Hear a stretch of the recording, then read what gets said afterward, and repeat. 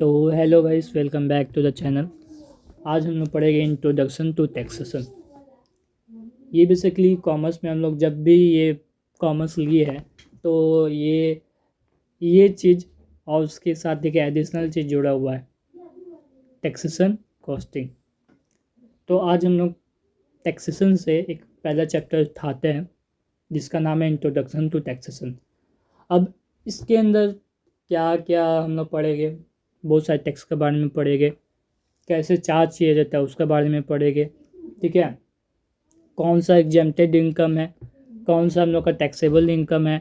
तो इस पूरे किताब के अंदर हम लोग इसका बारे में पढ़ेंगे, कैसे कैसे करके हम लोग का गवर्नमेंट कैसे चार्ज करता है, कैसे एग्जेम्प्ट करता है, उसका बारे में हम लोग बेसिकली पढ़ेंगे।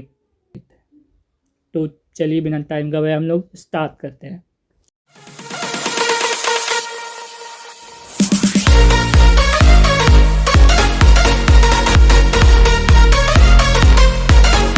तो देखो भाई, अब हम लोग का टैक्स जो हम लोग का नया टॉपिक है इसके बारे में हम लोग पढ़े।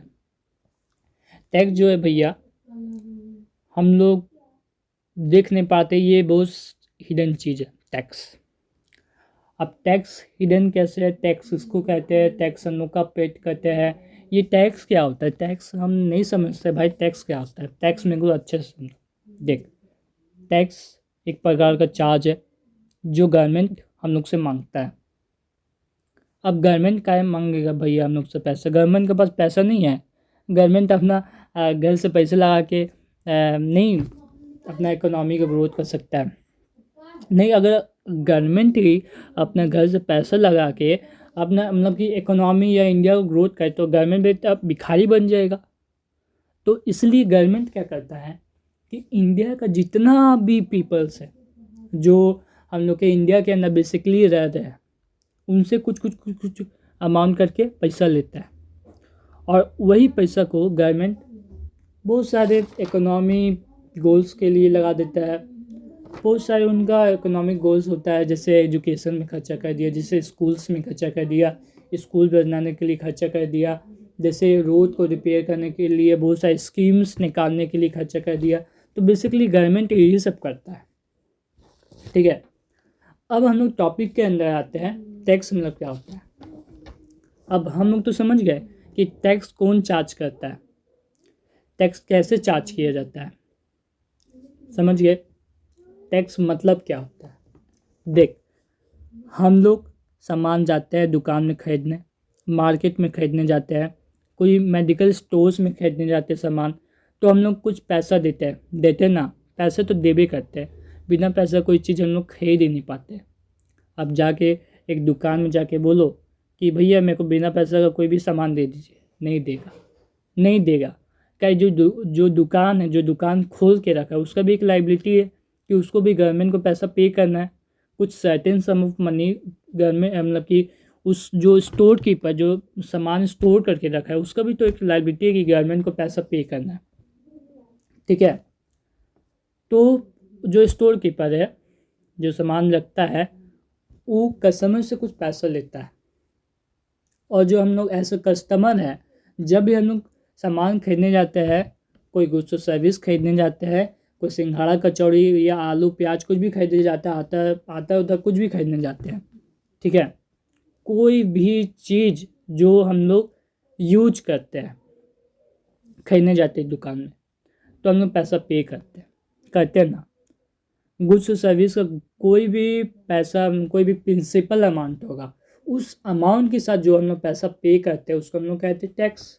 तो सिंपल सा भाषा टैक्स मतलब क्या होता है कि भैया हम लोग जो दुकान से सामान खरीदते हैं और उस दुकान के सामान का जो प्राइस वैल्यू है ना, उसके एडिशनल वैल्यू को जो हम लोग पैसा पे करते हैं उस प्रिंसिपल वैल्यू और एडिशनल वैल्यू के साथ उसको हम लोग कहते हैं टैक्स। देख समझ में आ गया टैक्स मतलब क्या होता है। सपोज एक एग्जांपल लेते हैं, मान लिया हम लोग खरीदे 5 रुपये का कुरकुरे। अब कुरकुरे के पैकेट के पीछे आप लोग देखेंगे कि उसमें भी कुछ होगा, क्या होगा उसमें भी कोई ना कोई प्रकार का टैक्स लिखाया होगा, ठीक है। कुरकुरे का अगर आप पैकेट का पीछे देखें तो उसमें बहुत सारी चीज़ के बारे में बताया जाता है कि ये बेसिकली कब बना है, क्या क्या प्रोडक्ट्स का इस्तेमाल किया गया है, कितना कितना टैक्स लगा है।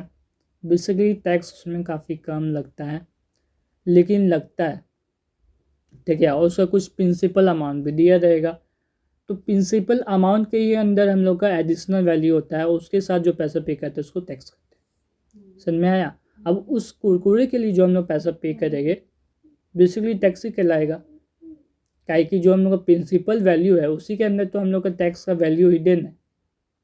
बेसिकली बात समझ में आ रहा होगा आपको, ठीक है।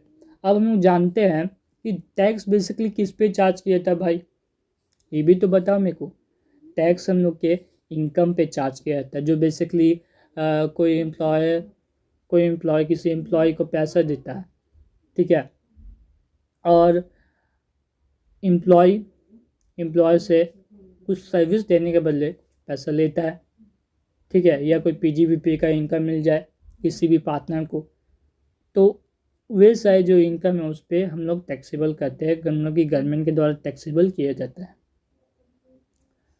कोई प्रॉपर्टी पर, जैसे हम लोग हाउस प्रॉपर्टी के बारे में पढ़ेंगे, ठीक है।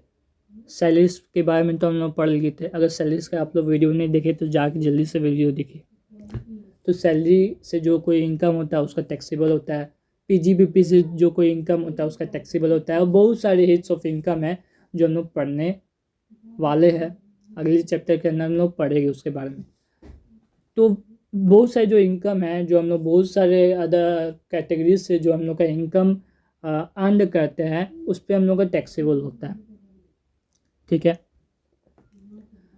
प्रॉपर्टी पर जो हम लोग गुड्स और सर्विस खरीदते हैं उस पर हम लोग टैक्सेबल करते हैं। तो ये बहुत सारे हम लोग का टैक्स बेस है। तो टैक्स बेस क्या होता है कि जो टैक्स बहुत सारे इनकम पे चार्ज किया जाता है, प्रॉपर्टी पे चार्ज किया जाता है, गुड्स और सर्विस पे चार्ज किया जाता है, और बहुत सारे न्यूमरस ऑब्जेक्टिव्स में चार्ज किया जाता है, उसको हम लोग कहते हैं टैक्स। अब हम लोग जानते हैं कि दुनिया में हम लोग का टैक्स कैसे आया, कहाँ से इस टैक्स का जन्म हुआ, कहाँ से हम लोग इस टैक्स जैसे चीज़ का टॉपिक का हम लोग को जन्म हुआ। तो ये बात है हम लोग का 1857 का सिपाही मितानी, ठीक है, जो सिपाही मितानी हम लोग का ब्रिटिश के अंदर है। यहाँ पे क्या हुआ था, एक प्रकार वर्ल्ड वार हुआ था, जिससे ब्रिटिश देश को काफ़ी क्षति हुआ था, बहुत बहुत क्षति हुआ था भाई, बहुत क्षति हुआ था। तो उस क्षति को, उस देश को सपोर्ट करने के लिए वहाँ के जो किंग है, जो किंगडम है, मतलब कि जो किंग है अपने किंगडम को कंपनसेट करने के लिए बहुत सारे छोटे छोटे अमाउंट में सबसे पैसा लेना शुरू किया, और उस देश का डेवलप करवाने के लिए, उस देश को ग्रोथ करवाने के लिए इस पैसे को बहुत सारे मतलब कि इस पैसे को उस देश को बढ़ाने के लिए, ग्रोथ करने के लिए उस पैसे को खर्चा किया, ठीक है।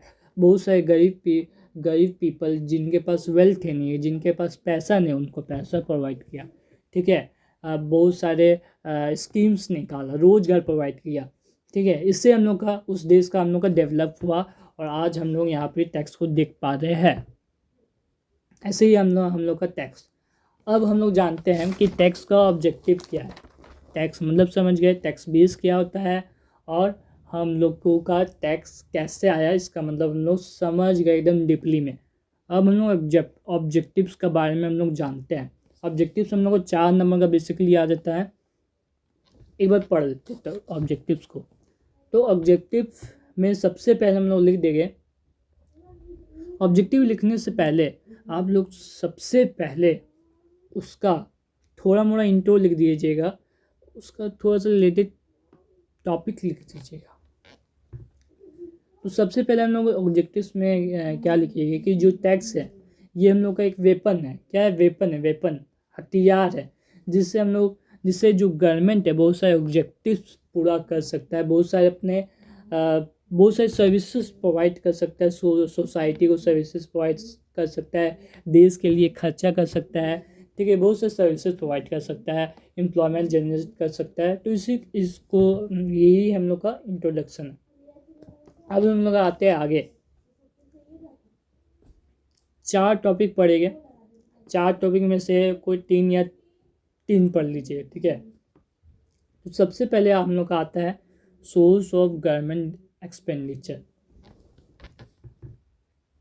इसके अंदर गवर्नमेंट जो पैसा लेता है, गवर्नमेंट जो बहुत पीपल से पैसा कंट्रीब्यूट करता है, तो गवर्नमेंट इंटरनल लॉ बनाने के लिए, मतलब कि बेसिकली इंटरनल लॉ बनाने के लिए, बहुत से ऑर्डर प्रोविज़न बनाने के लिए, अपने देश का इंफ्रास्ट्रक्चर फैसिलिटी प्रोवाइड करने के लिए, ठीक है, एजुकेशन में खर्च करने के लिए, हेल्थ केयर सर्विसेज में खर्च करने के लिए, और बहुत से पब्लिक को सर्विसेज प्रोवाइड करने के लिए ये बेसिकली पैसे लेता है गवर्नमेंट। तो ये हम लोग हो गया पहला ऑब्जेक्टिव। दूसरा ऑब्जेक्टिव हम लोग क्या है कि गवर्नमेंट जो उनको बहुत सारे जगहों से जो टैक्स मिल रहा है, उस पैसे से लोगों को एम्प्लॉयमेंट प्रोवाइड करता है, उस पैसे से लोगों को सर्विसेज प्रोवाइड करता है, ठीक है। उस पैसे से बहुत सारे रोड रिपेयर्स के लिए बहुत सारी स्कीम्स प्रोवाइड करता है, बहुत सारी चीज़ प्रोवाइड करता है। तो ये हो गया दूसरा ऑब्जेक्टिव। देख, दूसरा ऑब्जेक्टिव हम लोग क्या है कि एम्प्लॉयमेंट प्रोवाइड करना। फिर क्या हो गया, फिर हो गया बहुत सारे स्कीम प्रोवाइड करना, जो सारे रिसोर्सेज एलोकेशन लेता है, मतलब कि अगर जो पुअर पीपल्स है जिनका पास वेल्थ नहीं है, ठीक है, तो उन लोगों को पैसा रीडिस्ट्रीब्यूट करता है। तो ये हो गया 4 ऑब्जेक्टिव, इसमें से कोई 3 पढ़ लेना। अब हम लोग जानते हैं कि a brief history of income tax in India. Tax हम लोग का इंडिया में कैसे आया है, इसका क्या हिस्ट्री है। तो हम लोग एक टाइम लाइन से हम लोग इसको बेसिकली पढ़ेंगे। तो वो टाइम लाइन क्या सर, ये देखिए। सबसे पहला हम लोग का 1935 में जो इंडियंस पीपल थे वो ब्रिटिश से काफ़ी तंग आ गए थे, और जाके बोले कि हम लोगों के लिए एक अलग से कॉन्स्टिट्यूशन असेंबली बनाओ, जो किसी भी ब्रिटिश के द्वारा अडेप्टेड ना हो, जो एक इंडियन के द्वारा अडेप्टेड हो और इंडियन के लिए ही बना हुआ हो, ठीक है। तो इस पर बात हुआ। फिर उसके बाद 15 नवंबर 1939 में कुछ इम्पैक्ट नहीं आया, लेकिन श्री राजगोपालाचारी ने इस बात को लेकर के काफ़ी गौर किया, और उन्होंने सोचा कि एक इंडिया के लिए कॉन्स्टिट्यूशन असेंबली बना इज मोर रिक्वायर्ड, बहुत ज़रूरी है, ठीक है, जो किसी ब्रिटिश के द्वारा अडेप्टेड ना हो, जो इंडिया को। तो श्री राजगोपालाचारी ने बहुत सारे बारे में बोला कि एक इंडिया का बनना चाहिए, ठीक है, जो किसी भी ब्रिटिश के द्वारा अडेप्टेड ना हो। फिर 1946 में एक कैबिनेट मिशन आ गया। इसका मतलब क्या था कि ये जो ब्रिटिश के गवर्नर का जो पावर है वो इंडियन पॉलिटिकल लीडरशिप तक उस पावर को डिस्ट्रीब्यूट करना, मतलब कि जो हम लोग का ब्रिटिश गवर्नर है उनके पास पावर रहता है कि बहुत सारे लॉज बनाना, बहुत सारी चीज़ों को बनाना, बहुत सारे कंट्री के लिए लॉज को बनाना। तो वो पावर को इंडिया को देना, इंडिया को उस पावर के लिए एप्लीकेबल करना। इसका मतलब ये हुआ, जैसे हम लोग अभी देख रहे कि निर्मला सीतारमण बहुत सारे टैक्सेस के रेट निकालती है, बहुत सारे टैक्सेस के का अब्रिगेशन करती है, बहुत से लॉस बनाती है। तो वही पावर को इंडिया तक पहुंचाना। 1946 में कैबिनेट मिशन आया कि जिसका पर्पस क्या था कि to discuss the transfer power from British government to Indian political leadership. सब इसलिए यही मतलब था। फिर 9 दिसंबर 1949 में को assembly began its first session. मतलब कि असेंबली कंस्टिट्यूट करने के लिए एक बेसिकली मीटिंग हुआ। इस मीटिंग में बेसिकली इंडिया का कॉन्स्टिट्यूशन असेंबली बनाने के लिए बहुत सारी चर्चा हुई, मतलब कि कितना 24 घंटा या 25 घंटा, 24 घंटा थोड़ी सोए नहीं का आदमी, बहुत घंटे बातचीत हुआ इस टॉपिक को लेकर। तब जाके हम लोग का 26 जनवरी 1949 को constitution of India was pass and adopted the assembly. फिर कॉन्स्टिट्यूशन ऑफ इंडिया को पास किया गया, मतलब कि बनाने में बहुत टाइम लगा भाई, बहुत सारे लॉज को डालना पड़ा, बहुत सारे लोगों के बीच कंसेंट हुआ कि बनना चाहिए बनना चाहिए बनना चाहिए। फिर लास्ट में 26 जनवरी 1949 को एक कॉन्स्टिट्यूशन ऑफ इंडिया पास किया गया और एडॉप्टेड किया गया, ठीक है, जो एक इंडिया के द्वारा ही एडॉप्टेड हो। और लास्ट में हम लोग आ गया 24 जनवरी 1950, जो बहुत लोगों के साइन, बहुत से लोगों के द्वारा एक्सेप्टेड करवाते बहुत टाइम लग गया और लास्ट में जाके 26 जनवरी 1950 में हम लोग का ये लॉ बन गया। बेसिकली हम लोग का इंडिया के कॉन्स्टिट्यूशन असेंबली बना, जो किसी भी ब्रिटिश के लॉ के द्वारा, किसी भी लॉस एंड रेगुलेशन के द्वारा एडॉप्टेड नहीं था। अब ये जो लॉ बना, ये इंडिया के द्वारा ही जो भी लॉ बनाया जाएगा, जो नया लॉ में एप्लीकेबल किया जाएगा, नया एप्लीकेशन किया जाएगा, वो इंडिया के द्वारा एप्लीकेबल किया जाएगा, इंडिया के प्राइम मिनिस्टर। तो ये बेसिकली हम लोग का पहला पार्ट था गाइस। दूसरा पार्ट में हम लोग बहुत सारे चीज़ों के बारे में डिस्कस करेंगे। जैसे हम लोग कहा गया कि टैक्स स्ट्रक्चर इन इंडिया में कितने प्रकार की टैक्स होता है, डायरेक्ट टैक्स होता है कि इनडायरेक्ट टैक्स होता है, कि डायरेक्ट टैक्स क्या होता है, ठीक है, बहुत सारे हम लोग टैक्स के बारे में पढ़ेंगे और इनके डिफरेंस के बारे में पढ़ेंगे।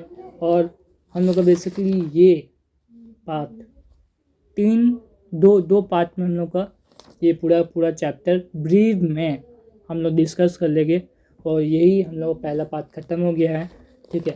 तो वैसे अगर आपको वीडियो अच्छा लगा होगा तो आप लाइक का बटन पे दबाइए, सब्सक्राइब टिपिए और ज़्यादा से ज़्यादा लोगों के बीच शेयर करें। धन्यवाद।